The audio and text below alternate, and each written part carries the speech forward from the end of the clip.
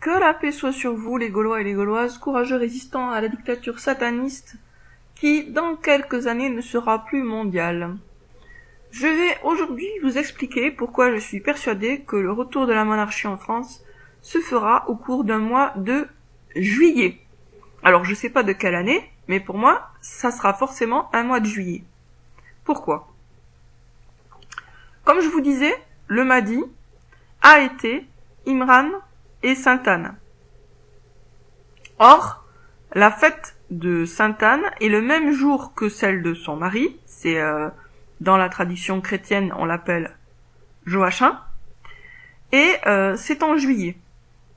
C'est le 26 juillet. Alors vous pourrez très bien me dire, ouais mais ça c'est une raison microscopique. Ok, mais il y en a d'autres.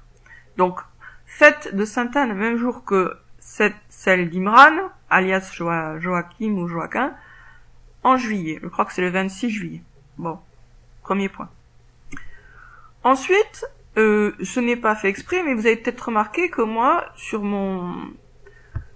l'image de la carte 19 de la victoire, eh bien, visiblement, ça se passe en été, puisque il y a un grand soleil et l'homme et la femme sont habillés en tenue de plage.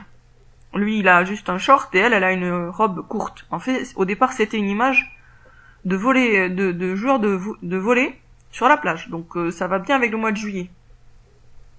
Alors, vous allez me dire, ouais, mais c'est toi qui l'as choisi. Oui, mais moi, à l'époque, je pensais pas du tout, j'avais pas un calcul dans la tête par rapport au mois de juillet, hein. C'est venu comme ça, les images.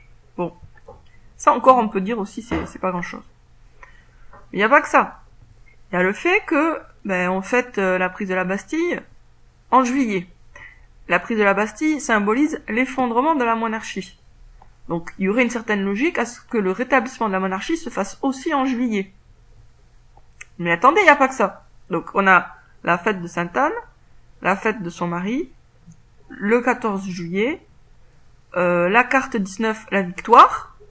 Donc, c'est la victoire quand même. On voit bien sur l'image qu'il s'agit de la victoire contre les Illuminati, contre les satanistes, hein. Et le couple représente le couple Mahdi. Même si au départ, quand j'ai fait la carte, je pensais pas que c'était un couple, mais petit à petit, j'ai compris. Mais c'est pas fini. Je vous ai dit qu'un des noms du Mahdi, le couple, c'était Axel et M.A. Il y en a qui ont compris. Effectivement, ils ont compris, c'est Marie-Antoinette et Axel de Fersen. Or, quand est-ce que Axel et Marie-Antoinette ont pour la première fois consommé leur amour? Quand est-ce qu'ils se sont réunis charnellement pour la première fois? Eh bien, on a la date exacte. On a la date exacte, même si bien sûr ils n'ont pas raconté ça. Hein. Mais bon, par recoupement, par rapport à des choses qui ont été marquées, que Axel a marquées dans son journal, etc., on connaît la date. Eh bien, la date, c'était un 14 ou 15 juillet. En fait, c'était pile, donc 14 ou 15 juillet, donc presque à la même date, à un jour près, que la prise de la Bastille qui a eu lieu quelques années plus tard.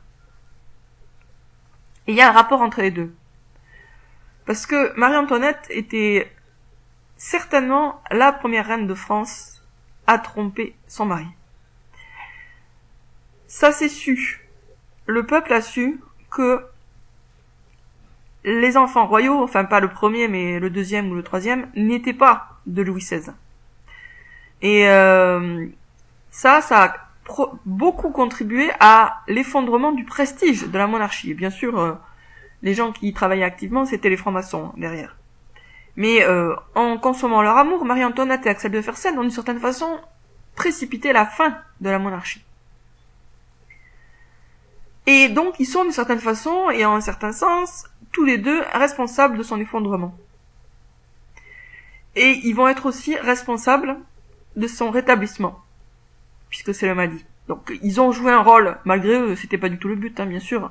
Eux, ils étaient très très très amoureux l'un de l'autre, c'était pas pour autre chose, hein, mais ils ont quand même joué un rôle dans l'effondrement de la royauté en consommant leur amour, et du coup, en attribuant à Louis XVI des enfants qui n'étaient pas de lui, ce qui, comme je vous le disais, c'est su. Le peuple était au courant que, effectivement, le petit Louis XVII n'était pas le fils de Louis XVI. Et puis ça a permis aussi de... Enfin bon, bref, voilà. Donc, le moment clé où ils se rapprochent physiquement correspond presque pile à la même date à laquelle la Bastille tombe. Et tout ça, c'est toujours en juillet. Donc tout ça me fait penser que le rétablissement de la monarchie sera aussi en juillet. Est-ce que ça sera 2027 ? 2028 ? Je ne sais pas. 2029 ? Je sais pas. Au plus tôt 2027, mais 2027 ça me paraît trop tôt quand même. Hein. Donc peut-être 2028 ou 2029, ou peut-être 2030. Mais le rétablissement de la monarchie, ça va être dans ces eaux-là. Et surtout, je suis sûre pour le mois, juillet. Juillet. Voilà, donc sur ce, je vous dis à bientôt les amis. Je sais pas si vous avez bien compris mes raisonnements analogiques, hein, mais on pourrait développer, parce que là j'ai pas trop développé, mais je pense que le rapprochement Axel de Fersen Marie-Antoinette est vraiment hyper significatif. C'est pas un hasard du tout, c'est une synchronicité qui a un sens. Si ils se sont rapprochés physiquement pour la première fois à quasiment la même date des années plus tôt que il y a eu la prise de la Bastille, qui est devenue le symbole bien connu. À bientôt les amis.